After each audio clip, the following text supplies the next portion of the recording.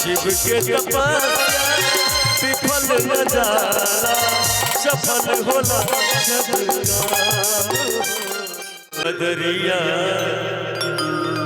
कैसे जल ढारे जेबो सुनये सबरिया, धीरे लागे परिया बैजू बाबा के दुआ हम देवघर में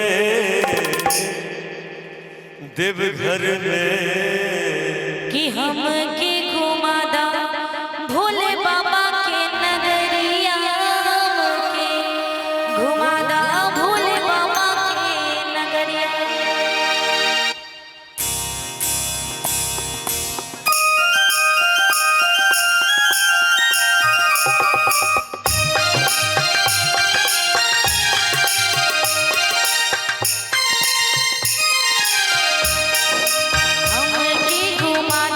भोले बाबा के नगरिया हमके घुमादा, भोले बाबा के नगरिया हमके घुमादा, भोले बाबा के नगरिया। पार्वती जी के साथ जहाँ बसे भोलेनाथ, हम देवघर में सावन के पर से बदरिया, सावन के पर से बदरिया कैसे चल अरे जेबो भोले के दुवरिया, फिर लागे लगी बैजू बाबा के दुआ, फिर लागे बाबा हम देवघर में हमके घुमादा भोले बाबा के नगरिया हमके घुमादा।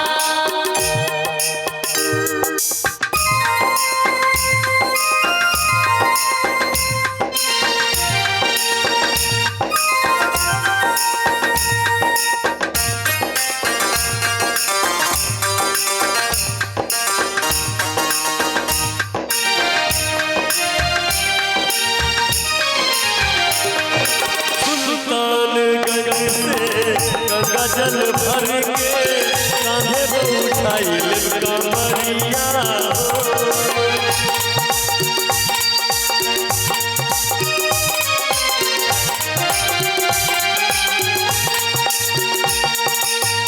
कैसे तू कमरिया सवरिया, कठिन बदे घर डगरिया,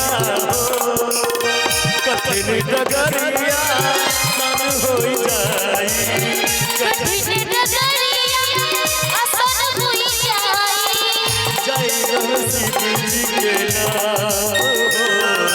हमके घुमादा भोले बाबा के नगरिया हमके घुमादा।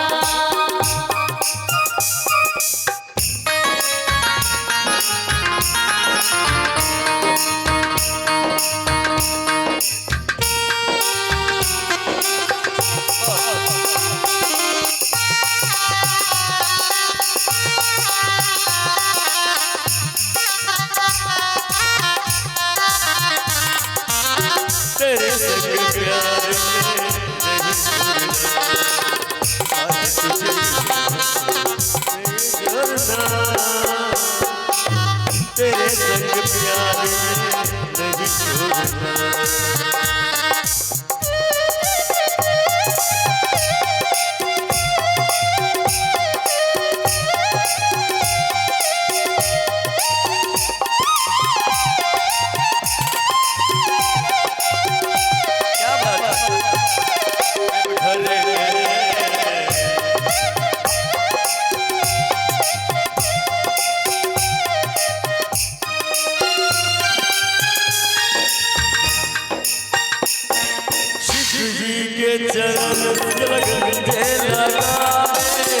दर्शन पावे जरूर हो,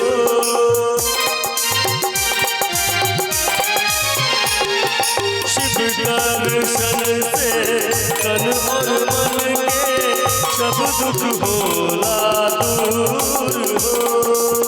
शिव के तपस्या विफल न जाला, शिव के तपस्या नजारा सफल होला जब